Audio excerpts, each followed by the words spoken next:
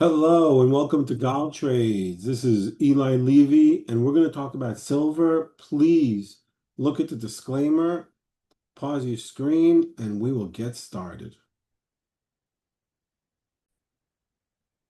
I want to talk to you about silver. We're going to look at the silver futures, okay, because that's trading the most in terms of you could trade it 24/7. And what's happening is we were in a parabolic move, right? We just flew past all-time high 55.50. We went all the way up to 121.78, and we've retraced. Obviously parabolic moves don't last forever. First thing you need to consider is when you enter a trade, how much risk should you be taking? Do you know that according to Fibonacci, retracements could be 61% or 78% of what they go up?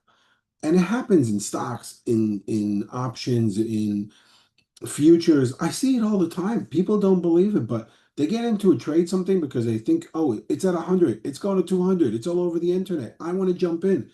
And they jump in, and then the thing falls down all the way to like 30. So, yeah, that didn't happen here. What happened is it retraced 38% from its all-time lows, which is actually a healthy thing. That's nuts, right? It retraced right past the 38%. That's my green line that you could see here. It went past the 50-day moving average. I posted a video last week, which actually shows what the numbers that it could fall down to. And my lowest number was somewhere around 74, more or less. Obviously, it could fall more, but that was the number.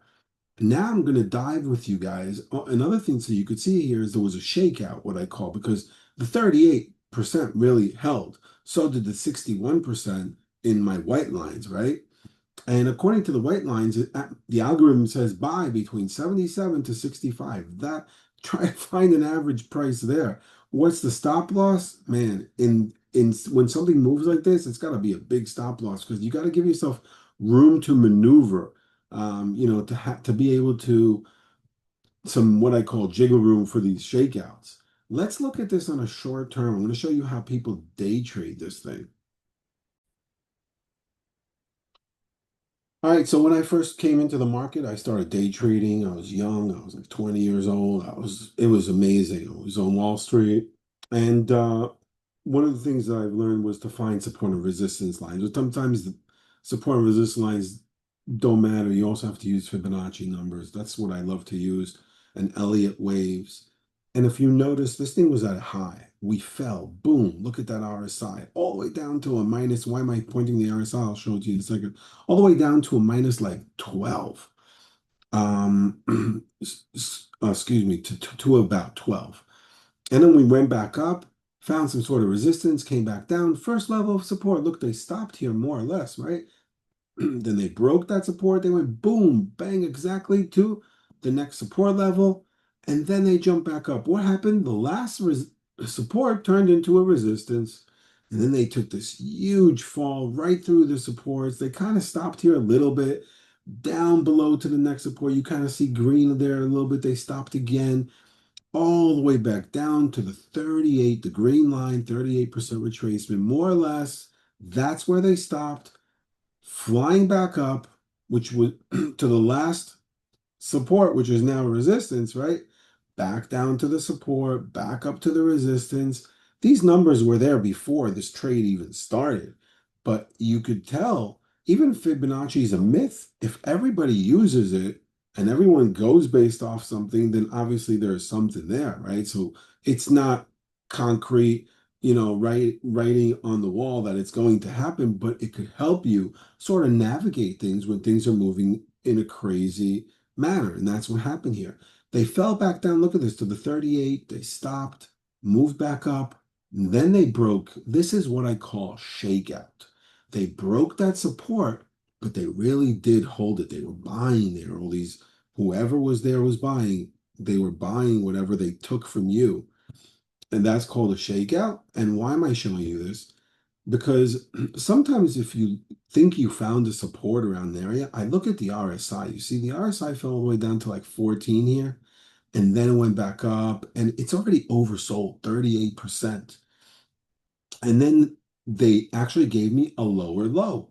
The RSI should also give me a lower low, but it didn't, which indicates to me that maybe they found some sort of support. Ah, but you could ask yourself, oh, but look at that. They had a lower RSI here, right? And everything still continued to fall. That's what I'm saying. It's not a writing on the wall. You have to learn how to use it. This was the fall from an all-time high, okay? That's why I wouldn't really take that as an indicator all the time. But when I do find a support and they fell to a support and I see a low RSI and I see a high RSI, which is contradictory as to what I see in the actual price, then I understand that maybe that is a support zone. And look at that. They went back up, came back down to where?